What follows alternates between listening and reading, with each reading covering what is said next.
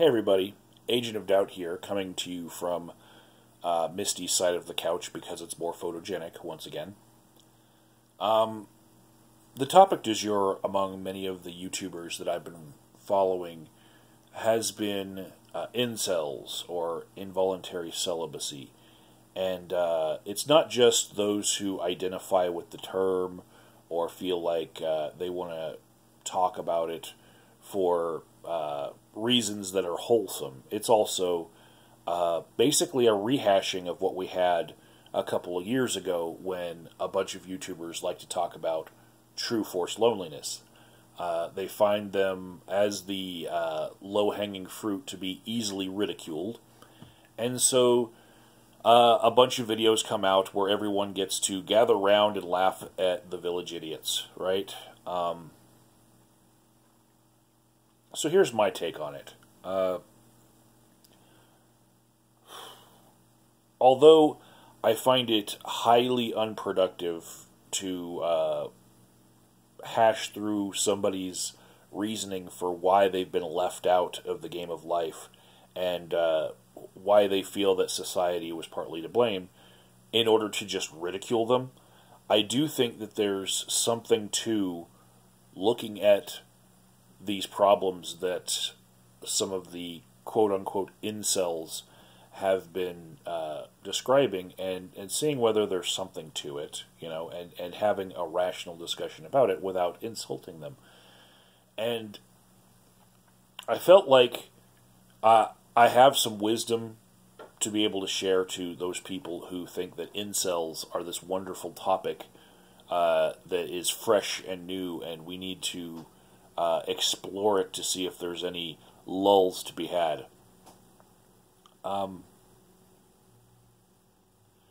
When I was young, in my early teens, I lived in a small town in America here, and I experienced something of an awakening in the world where it was becoming okay for teens in small towns to be gay, right? Because prior to that time in America, being a gay person in small town America did not mean that you're going to suddenly be hated by people who were not gay. That was part of it. It didn't mean that you were going to be part of a new culture that was like a subset of the culture that you're in, that you were going to be able to find people of the same sex to be able to date with, right? That's not the reality of it. Back then, you would come out and say, yeah, I'm attracted to people of the same sex in a small town, and you would become basically what is now an incel, because you had these other attractions, because there was no one else, There were no communities. There was no Pride Month on YouTube. There was no Pride marches. There was no LGBT center in the local community college for you to find others like yourself. No. Everyone who was even questioning, they were keeping themselves in the closet, and it was for their own protection, So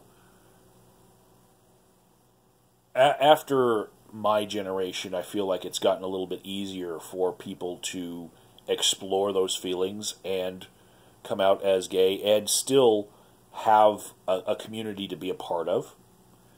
But back then, it basically was resigning yourself to never being treated normally and never being able to find anyone else, because in small-town America, there just wasn't a lot of people willing to come out of the closet and be one of your friends or lovers. So you would just be celibate,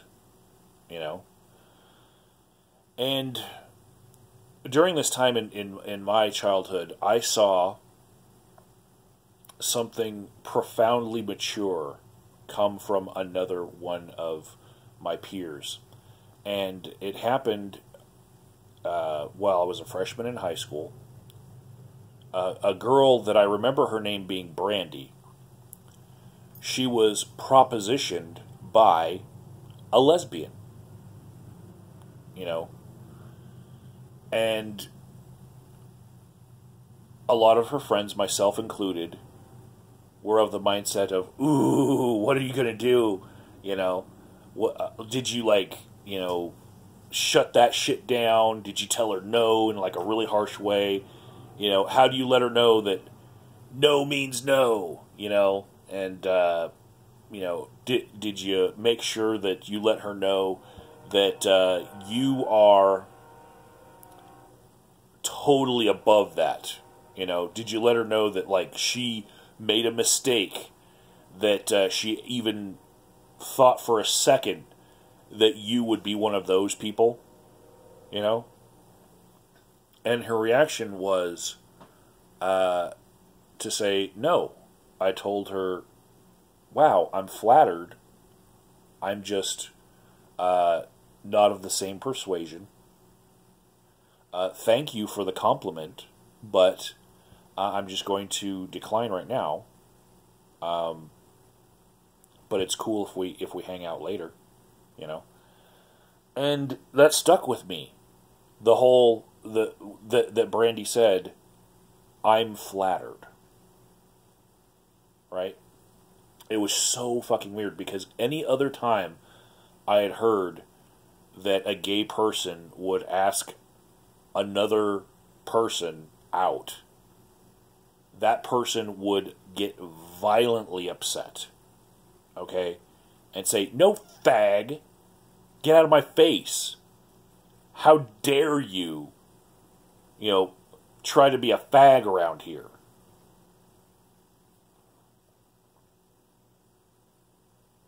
And so to see someone take it in a different way, like, I actually find this to be a compliment. You thought that you saw something that you liked in me, and I'm actually happy that you saw that. That was a growing moment for me, right? That's something that helped me mature when I was a teenager, to see that happen for the first time. And so I want to bring this knowledge to everyone else, that there actually is a cure for incels, or true forced loneliness, or people that are stigmatized to be part of a lower caste, you know, and that is to not have that violent reaction that someone who's not of the same group as you, or somebody that you consider to be not in your league, decided to proposition you. The cure is to take the compliment for what it is.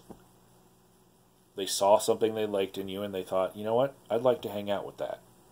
You know, I'd like to explore that person a little bit more." You know, rather than trying to keep people separated by caste based on what they look like, or how much they earn, or their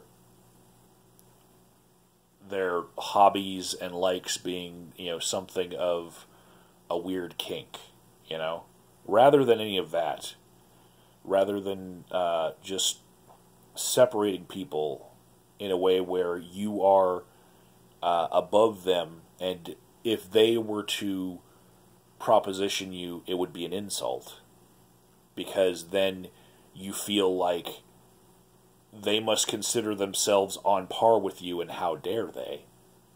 Rather than all of that, take the fucking compliment. Just accept it. That they thought that they saw something good in you, and they wanted to appreciate it. That's my cure for incels. Not that incels themselves have anything wrong with them. My cure is we wouldn't even need the term if people were more open and accepting to compliments.